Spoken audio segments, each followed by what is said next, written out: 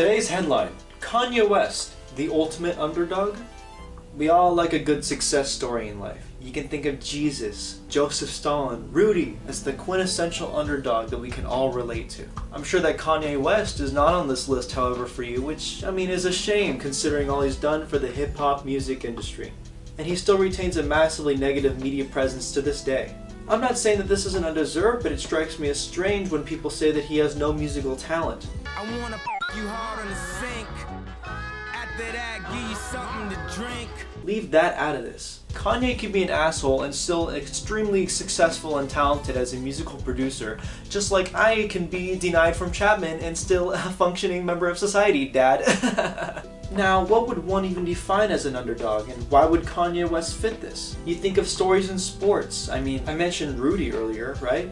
He was considered to have no prospects in college football, and yet he made one tackle and got a movie out of it.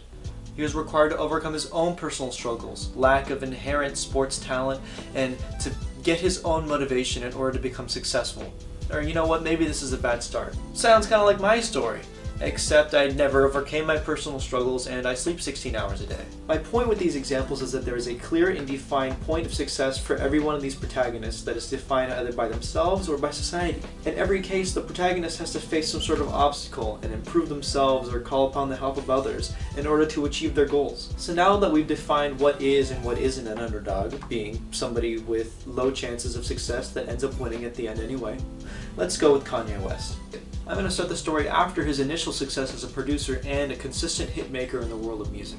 Let's set the stage of success. So he's won his feud against 50 Cent in 2007, when they both had a rivalry claiming that they would sell more albums than each other in 2007, with Kanye releasing Graduation and 50 Cent releasing his own album Curtis. Your new album Graduation is released on the 11th of September. And interestingly enough, it's the same release date as 50 Cent's new album. Kanye West had won between the symbolic battle of new age alternative soft boy rap versus old gangsta hip hop. In other words, it was Go Shorty, it's your birthday, featuring Now I ain't saying she a gold digger, but she ain't messing with no broke neighbors.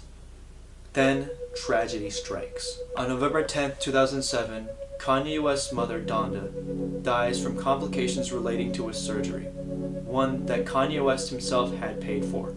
This weighed heavily on his conscience, facilitating an otherwise unstable mental state, coupled with, at the time, undiagnosed bipolar disorder. Furthermore, he had gone out of an 18-month-long engagement with his former fiancée, Alexis Pfeiffer, in 2008. Romantically alone and still heartbroken, Kanye West released 808s and Heartbreaks, to, albeit minor, critical success. However, his audience was not pleased, and it remains one of his most divisive albums to this day. It's like the success of seeing that Franklin Delano Roosevelt did a lot of good things for the economy, but also kind of interned a bunch of Japanese people. Massively disappointing for an otherwise stand-up figure. To make matters worse, he had gone to a 2009 MTV Video Awards event, and, well, you know the rest. He claimed that Beyonce had a better music video, which he was right. I mean, we live in a post-9/11 world, tragedies happen. After the media backlash, he exiled himself to Hawaii to clear his thoughts, and the world went silent to see what would happen next. It's time for the moment you've been waiting for.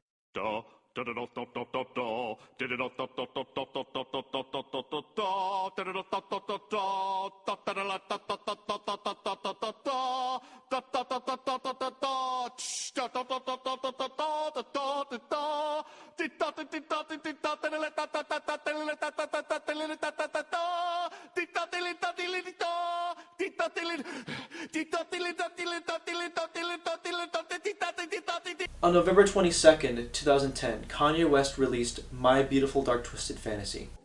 And that's when the world went crazy. It was a massive critical success, and I personally love this album so much, it's on my home screen for my phone. Like, it's actually more inconvenient to go into the Spotify app than it is to shortcut to this specific album. That's how much I love it so much. I would sell my kidney for this album. However, I would also sell my kidney for college tuition, so that's not really saying a lot. It was considered to be one of the most critically successful albums since the zenith of Radiohead in the late 90s, early 2000s. The world looked back on Kanye West, and the media had, for the most part, considered him a viable celebrity with a genuine talent for his craft. As a result of this album, Kanye West had overcome heartbreak, the death of his mother, and the loss of the media behind him. And he accomplished, I would say, a bit more than a tackle in a football game. Or sleeping 16 hours a day. So where's his movie? Although Kanye West has arguably done much worse things since then, I still think that he came up on top in this particular instance. Kanye West exemplifies the achievements of an underdog that had to overcome massive personal struggle and got the help of many people in order to become a massive success. Also, Runaway is a banger!